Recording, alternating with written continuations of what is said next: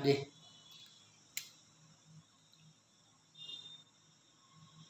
Pathology subject collection and preservation of blood sample. పెథాలజీలో path means disease, logy means study. The study of diseases is called pathology. All diseases applicable in the medical communication in diagnostic center and medical college and medical lab technician.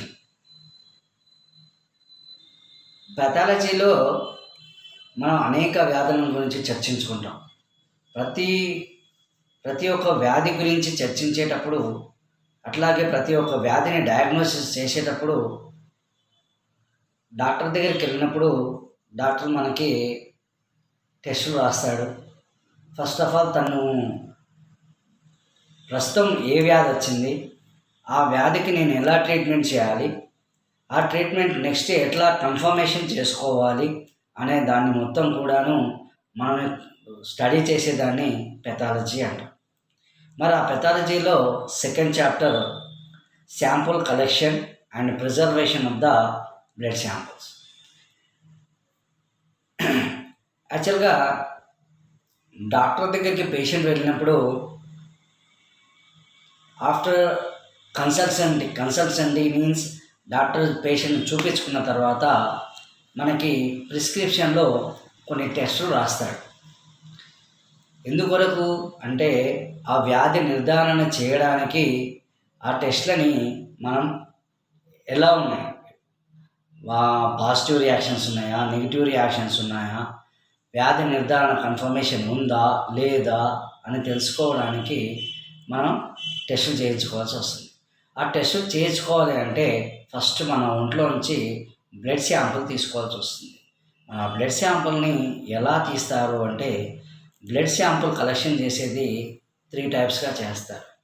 Number 1 capillary puncture, 2 venous puncture, number 3 artery puncture.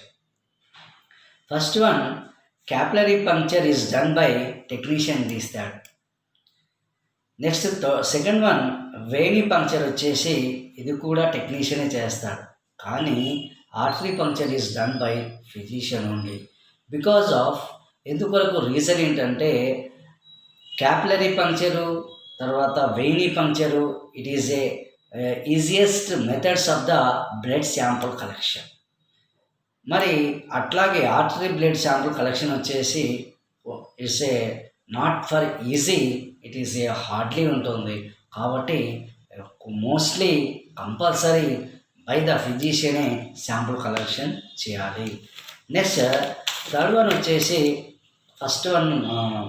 ఫస్ట్లో వచ్చేసి deciding capillary puncture. Capillary పంక్చర్లో capillary method blood can be used for number 1 differential blood count, number 2 estimation of the Hb. అయితే ఇక్కడ capillary method ద్వారా తీసినటువంటి blood శాంపుల్ని ఎలాంటి investigations చేస్తాం? Number 1 differential blood count, that means హీమోగ్రామ్ కావచ్చు, కంప్లీట్ బ్లడ్ పిక్చర్ కావచ్చు, తర్వాత అట్లాగే హెచ్బి ఎస్టిమేషన్ కావచ్చు. ఇవన్నీ కూడా మనం క్యాపిలరీ బ్లడ్ ద్వారా చేసేటప్పుడు చేయడానికి వీలవుతుంది. Number 2 estimation of the haemoglobin. శరీరంలో ఎంత రక్తం ఉంది, అట్లాగే రక్తంలో ఎన్ని కణాలు ఉన్నాయి, కణాల యొక్క పర్సంటేజీ ఎంత ఉంది, వాటి యొక్క వివిధ రకాల కణాలు ఏమేమి ఉన్నాయి, ఆర్బీసీ ఏంటి, డబ్ల్యూబీసీ ఏంటి, ప్లేట్లెట్స్ ఏంటి, ఏ విధంగా ఉన్నాయో చూడడానికి మనకి ఈ క్యాపిలరీ బ్లడ్ మెథడ్ అనేది సహకరిస్తుంది. Next point capillary puncture prefer for a small volume of blood test. Capillary puncture ద్వారా మనం ఒక హెచ్బి ఎస్టిమేషన్ అంటే ఒక పేషెంట్ యొక్క ఒక రోగి యొక్క శరీరంలో ఉన్నటువంటి రక్తం ఎంత మేరకు ఉంటుంది అనే దాన్ని ఎస్టిమేషన్ చేయడానికి క్యాపిలరీ పంక్చర్ను ఒక విధానంగా కూడా వాడుకోవడానికి అవకాశం అనేది ఉంటుంది. So next point repeat testing is usually restricted because of లో క్వాంటిటీ ఆఫ్ బ్లడ్ కలెక్టెడ్. దీంట్లో ఒక స్మాల్ డిస్ఇన్ఫెక్టెంట్ అంటే ఒక స్మాల్ మైనస్ పాయింట్ ఏంటంటే మనం క్యాపిలరీ పద్ధతి ద్వారా తీసేటప్పుడు కావలసినంత రక్తాన్ని మాత్రమే సేకరించాలి. అంతకంటే ఎక్కువ రక్తాన్ని తీయకూడదు, మరీ తక్కువ రక్తాన్ని కూడా తీయకూడదు. అంటే it is by experienced technician సహాయంతో మనం కేవలం కావాల్సినంత రక్తాన్ని మాత్రమే తీయాల్సి వస్తుంది. నెక్స్ట్ దీనికి కావాల్సినటువంటి రిక్వైర్మెంట్స్ వచ్చేసి, ఒకటి లాన్సెట్ కావాలి, 70% ఇథనాల్ ఆర్ స్పిరిట్, మూడోది కాటన్ స్వాబ్ తీసుకోవాలి. ఇక site of collection heading, the blood may be collected by capillary puncture the tip of finger. దీంట్లో సైట్ ఆఫ్ కలెక్షన్ మీన్స్ అసలు బ్లడ్ శాంపుల్ ఎక్కడ తీయాలి, శాంపుల్స్ ఏవేవి ఎన్ని రకాలు అనేది ఇప్పటిదాకా చూసుకున్నాం. ఇప్పుడు చూసుకోబోయేది ఎక్కడ తీస్తే క్యాపిలరీ బ్లడ్ కలెక్షన్ ఎక్కడ చేయాలి అనేది ఇప్పుడు నెక్స్ట్ చూసుకుంటాం అన్నమాట.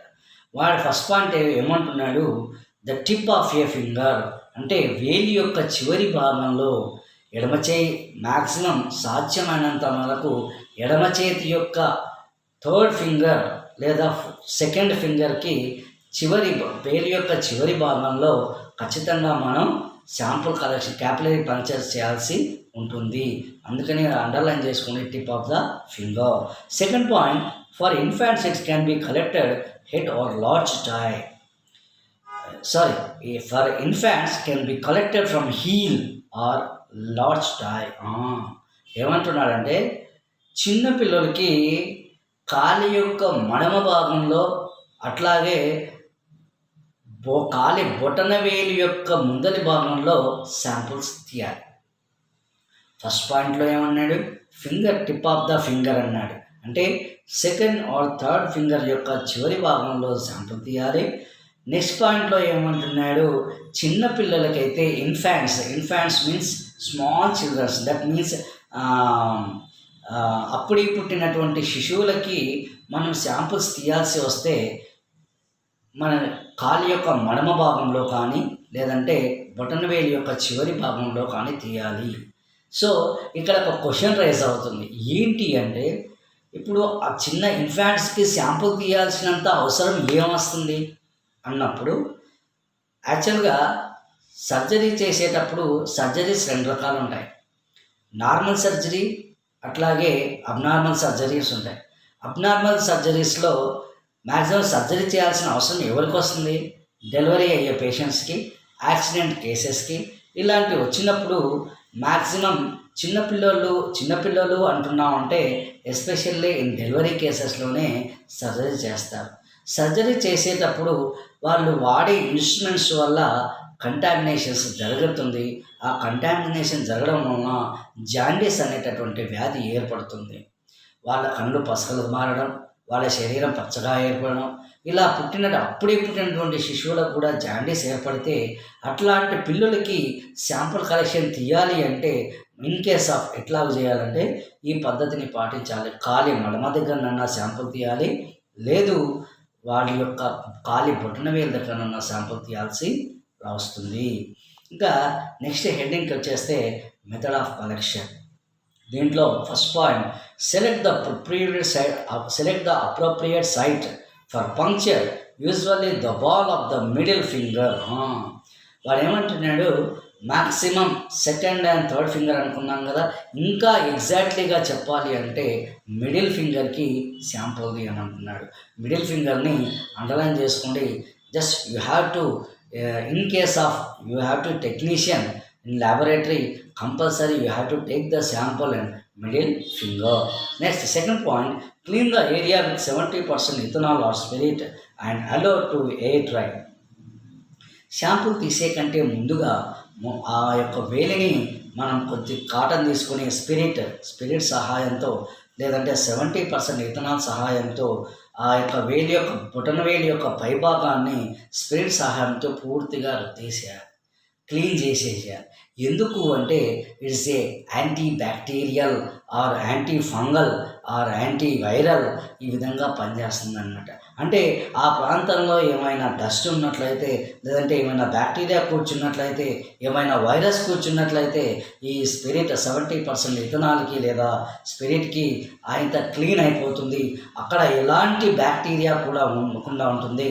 అప్పుడు మనం శాంపుల్ కలెక్షన్ చేస్తే వచ్చినటువంటి శాంపుల్లో ఏదైతే బ్లడ్ శాంపుల్ వస్తుందో ఆ బ్లడ్ శాంపుల్లో మనకి without contamination, that means without bacteria and without fungus and without virus ఈ విధంగా రావడానికి మనకు అవకాశం అనేది ఉంటుంది.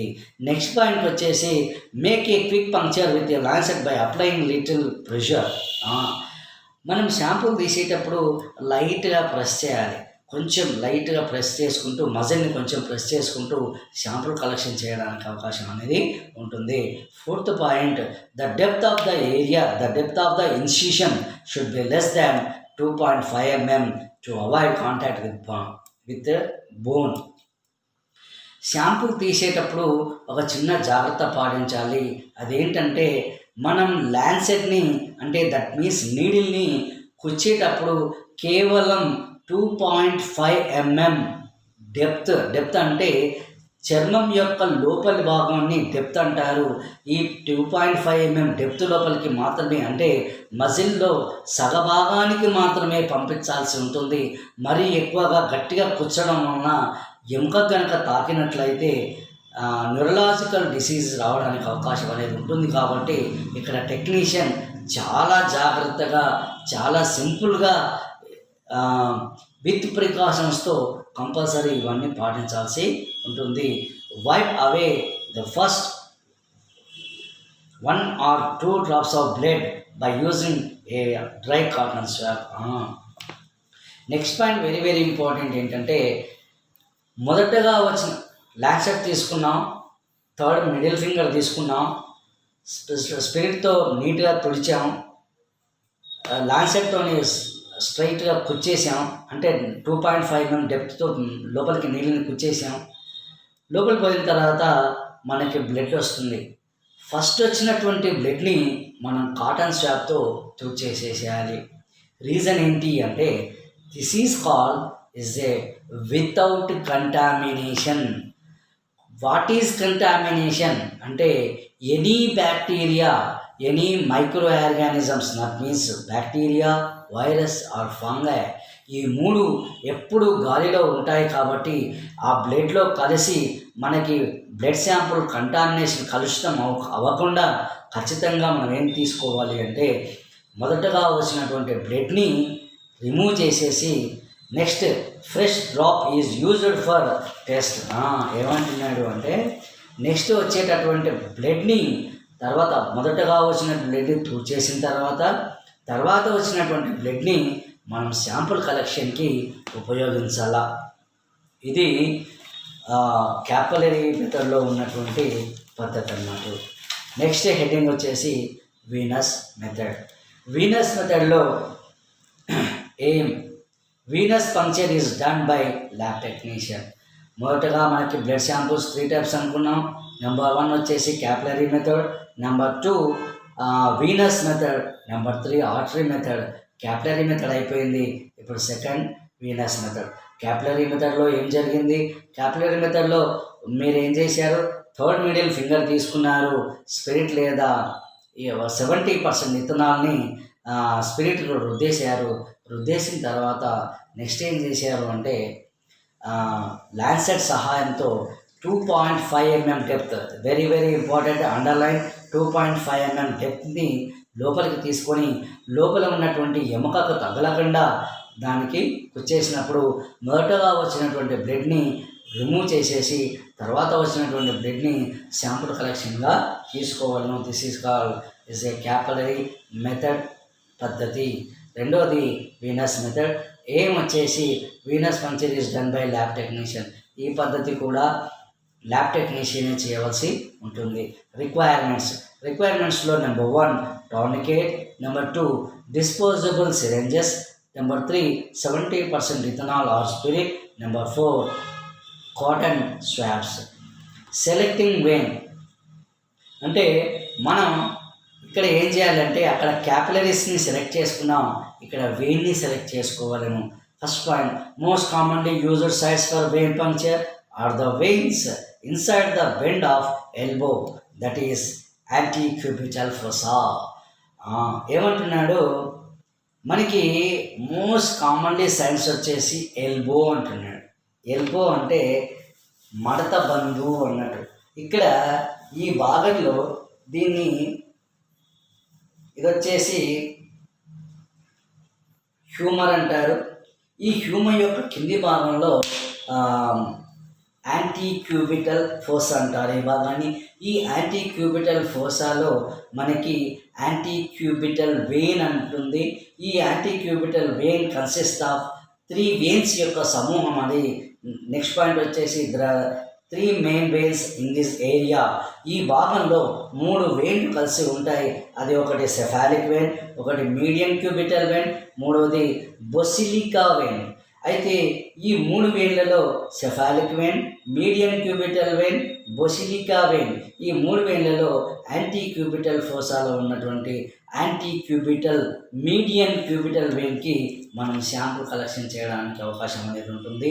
అయితే ఈ యాంటీక్యూబిటల్ వెయిన్కి మనం శాంపుల్ కలెక్షన్ చేసేటప్పుడు ఇదే వెయిన్ కంటిన్యూషన్ టు రిస్ట్ అంటే ఏమంటారు, పిడికిల దగ్గరగా ఉన్నటువంటి చేతి దగ్గర మనం శాంపుల్ కలెక్షన్ చేస్తాం.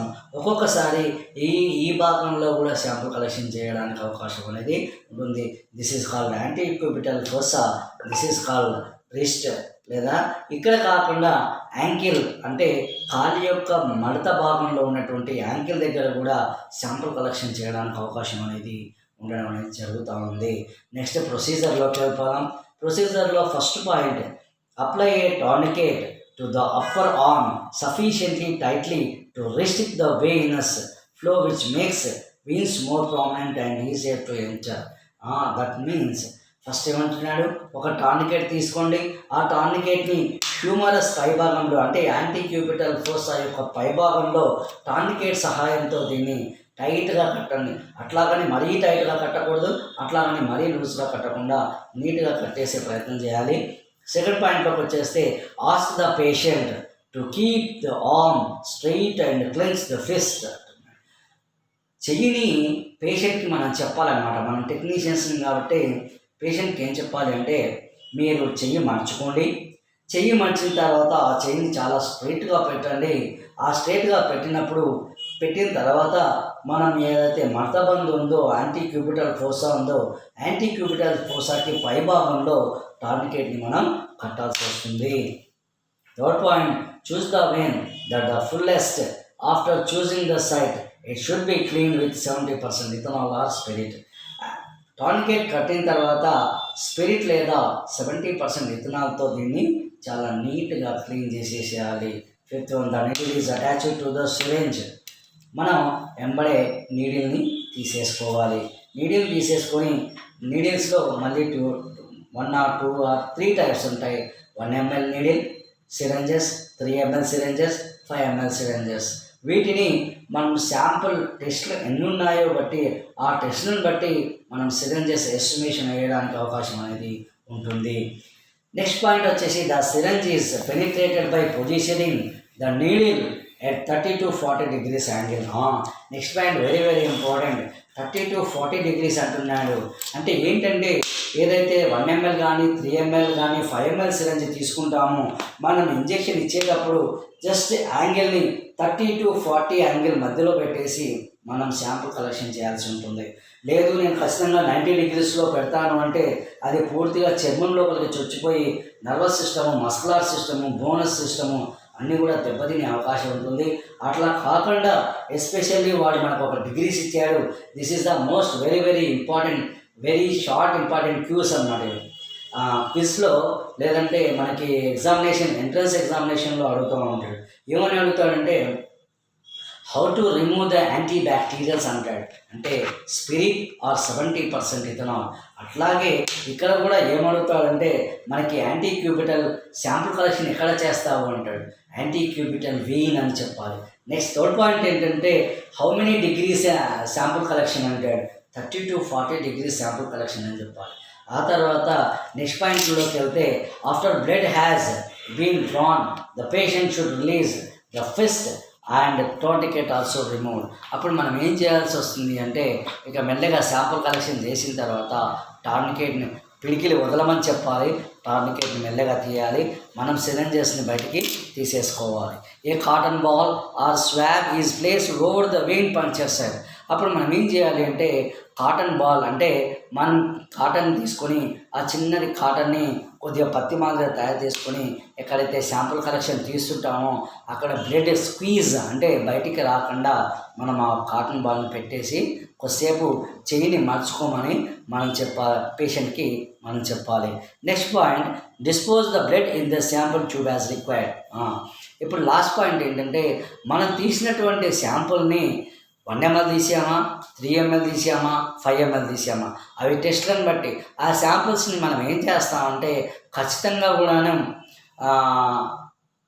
సిబిపి ట్యూబ్లా, ఈఎస్ఆర్ ట్యూబ్లోనా, లేదంటే బయోకెమిస్ట్రీ టెస్ట్ చేయడానిక ఫస్ట్ ఈ మూడింటిని మనం వేరియేషన్ చేసుకోవాలి. కంప్లీట్ బ్లడ్ పిక్చర్లో అయితే సిబిపి ట్యూబ్లో, లేదు ఈఎస్ఆర్ ట్యూబ్లో అయితే ఈఎస్ఆర్ ట్యూబ్లో, లేదు biochemical reactions means liver function test, kidney function test, electrolytes ఉంటుంది, అట్లాగే లిపిడ్ ప్రొఫైల్, కొలెస్ట్రాల్ సంబంధించి ఉంటుంది. ఇవన్నీ టెస్ట్లన్నీ చేయడానికి మనకు రెడ్ క్యాప్ ట్యూబ్స్ ఉంటాయి. ఈ రెడ్ క్యాప్లో శాంపుల్ని వేరియేషన్ చేసుకుంటాం. ఇది చాలా జాగ్రత్తగా చేయాలి. ఎందుకొరకు రీజన్ ఇక్కడే ఉందన్నమాట. నువ్వు శాంపుల్ తీసిందంతా ఒక ఎత్తు, శాంపుల్ని డిస్ట్రిబ్యూషన్ చేసుకునేది ఒక ఎత్తు. రీజన్ ఏంటంటే ఒకసారి పేషెంట్ నుంచి శాంపుల్ తీసుకున్న తర్వాత మళ్ళీ మనం శాంపుల్ తీసుకోవాలి అంటే వాళ్ళు ఇవ్వలేరు, మనం అడగలేము. రెండోది, మనం అడిగినా కూడా కొన్నిసార్లు మనపైన రిమార్క్ రావడానికి అవకాశం ఉంటుంది. కాబట్టి శాంపుల్ తీసేటప్పుడు జాగ్రత్తగా ఉండాలి, దాన్ని డిస్ట్రిబ్యూషన్ చేసేటప్పుడు జాగ్రత్తగా ఉండాలి. ఈఎస్ఆర్ ట్యూబ్లో ఎక్కువ శాంపుల్ వేసినా కూడా ప్రాబ్లమే జరుగుతుంది. ఎందుకు? అందులో 1 ml ఉంటే 1 ml వేయాలి, సివిపిలో 1 ml ఉంటే 1 ml వేయాలి. అంతేగాని నేను 1 ml ఉంటే 2 ml వేసానని, 2 ml ఉంటే 3 ml వేసానని, అట్లాగని బయోకెమిస్ట్రీ శాంపుల్స్కి సరిపోవట్లేదని ఈ మాదిరిగా రిమార్క్స్ తెచ్చుకుంటే ల్యాబ్ టెక్నీషియన్గా మనం అనర్హత సంపాదించినట్లుగా అవుతుంది. కాబట్టి కంపల్సరిగా ఎంత శాంపుల్ తీయాలి, ఎంత డిస్ట్రిబ్యూషన్ చేయాలి, ఖచ్చితంగా అది మన నిర్ణయం అయి ఉండాలి. నెక్స్ట్ వచ్చేసి ప్రికాషన్స్ అన్నమాట, అంటే జాగ్రత్తలు. దీంట్లో the tourniquet should never be left on the arm for more than 2 minutes because of tourniquet stops. ఏమంటున్నాడు, టార్నికెట్ కట్టిన తర్వాత సాధ్యమైనంత మేర 2 నిమిషాల కంటే ఎక్కువ ఉండకూడదు. కొన్నిసార్లు ఏం జరుగుతుంది, మనం టార్నికెట్ కట్టిన తర్వాత మనం అక్కడ ఇక్కడ దిక్కులు చూడడం కానీ, లేదంటే మనం శాంపుల్ అప్పుడు లేబులింగ్ చేయడం కానీ, లేదంటే అప్పుడు నోట్స్లో రాయడం కానీ, లేదు ఇంకేదో పని చేయడం కానీ చేస్తే వాళ్ళకి బ్లడ్ సర్క్యులేషన్ అనేది జరగదు, పేషెంట్కి బ్లడ్ క్లాట్ అవుతుంది. అదొకటి. రెండోది, బ్లడ్ శాంపుల్ తీసిన తర్వాత తను పిడకలొడకుండా అట్లాగే ఉంటే బ్లడ్ స్క్వీజ్ అవుతుంది, అంటే బయటకు వస్తుంది. బ్లడ్ను ఒకసారి పేషెంట్ చూసాడంటే ఆ శాంపుల్ మనం కరెక్ట్ తీయనట్లు లెక్క. అప్పుడు ఆ టెక్నీషియన్కి రిమార్క్ రావడం అనేది జరుగుతుంది. కాబట్టి this is the one of the minus point. So ఈ విధంగా కాకుండా జాగ్రత్త తీసుకోవాలి. Second point, while cleaning the puncture site area is allow to dry to prevent hemolysis of the blood specimen. Next point, very very important point ఏంటంటే, blood sample తీసాను, నా వంతు పని అయిపోయింది అనుకుంటే కష్టం. కొన్నిసార్లు బ్లడ్ శాంపుల్ సిరంజ్లోనే క్లాట్ అవుతుంది. నేను మర్చిపోయాను, బ్లడ్ శాంపుల్ తీసాను, పక్కకెట్టామో మర్చిపోయి ఏదో లేబులింగ్ చేసుకుంటూ కూర్చుంటానంటే కాదు. శాంపుల్ తీసిన within seconds, not minutes, within సెకండ్స్లో you have to distribute the blood sample. That is the very very very important. ఎందుకంటే మనం పేషెంట్ని రిస్క్లో పెట్టకూడదు. వీటిని రిస్క్ ఫ్యాక్టర్స్ అంట. రిస్క్లో పెట్టకుండా బ్లడ్ శాంపుల్ తీసేసి నీట్గా డిస్ట్రిబ్యూషన్ చేసేసి నీట్గా తనకి ప్రాబ్లం లేకుండా ఒక టెక్నీషియన్గా అది మన బాధ్యత. నెక్స్ట్ పాయింట్, థర్డ్ పాయింట్ ఏమంటున్నాడంటే, after vein puncture the needle should be removed from the syringe and disposed by the using of destroyer. ఇది ఇంకా వెరీ వెరీ ఇంపార్టెంట్ పాయింట్ అన్నమాట. ఒకసారి మనం బ్లడ్ శాంపుల్ తీసిన తర్వాత సిరంజిని నీడిల్ కట్టర్ అని మనకు సపరేట్ ఒక మిషన్ దొరుకుతుంది. ఆ నీడిల్ కట్టర్లో సిరంజిని లోపలికి పంపించేసి జస్ట్ సిరంజిని పుష్ చేసేస్తే, అంటే సిరంజిని లాగేసుకుంటే ఆ నీళ్ళు లోపల పడిపోతుంది, సిరంజి మన చేతిలోకి వస్తుంది. అది మాత్రం ఏమాత్రం టేబుల్కి తాకకుండా, పేషెంట్ తాకకుండా, మనకి తాకించుకోకుండా ఆ సిరంజిని మనం డస్ట్బిన్లో నీట్గా పడేసేయాలి. ఇష్టం వచ్చినట్టు దూరంగా పడేస్తే ఆ బ్లడ్ శాంపుల్ ఎవరికో తగులుతుంది. ప్రస్తుత కాలంలో మనం కోవిడ్ రీజన్స్లో ఉన్నాం, కోవిడ్ రిస్ట్రిక్షన్స్లో ఉన్నాం. కోవిడ్ రిస్ట్రిక్షన్స్లో ఉన్నప్పుడు అలాంటి బ్లడ్ శాంపుల్స్లో number of that means Covid virus ఉండే అవకాశం ఉంటుంది. కాబట్టి చాలా జాగ్రత్తగా, చాలా నెమ్మదిగా, అన్ని ప్రికాషన్స్తోని శాంపుల్ కలెక్షన్ చేయాల్సి ఉంటుంది. నెక్స్ట్ పాయింట్, ఈ విధంగా dispose the cotton balls, gauge, pods and discharge needle in to the container. This is the very very important. కొన్నిసార్లు కొంతమంది స్టూడెంట్స్ ఏం చేస్తూ ఉంటారంటే, బ్లడ్ శాంపుల్ తీసిన తర్వాత మనము బాల్స్ కాటన్ స్వాబ్స్ పెట్టింటాం. ఆ పెట్టిన తర్వాత వాళ్ళు ఏం చేస్తారంటే తీసేసి డస్ట్బిన్లో వేసేటట్టుగా మనం పేషెంట్ని చూడాల్సి ఉంటుంది. ఆ పేషెంట్ తీసి ఏదో ఒక మూలగా పడేసినా మనకి వైరస్ అటాక్ అయ్యే ఛాన్సెస్ ఉంటుంది. కాబట్టి very very very very important, needle కానీ, సిరంజెస్ కానీ, తర్వాత కాటన్ బాల్స్ కానీ, ఏ వస్తువులు అందులో డిస్ట్రిబ్యూషన్ అయిపోవాలి. ఆ విధంగా అయితేనే వితౌట్ కంటామినేషన్ మనం శాంపుల్ కలెక్షన్ తీస్తున్నట్లు లెక్క. So this the continuation tomorrow. Thank you.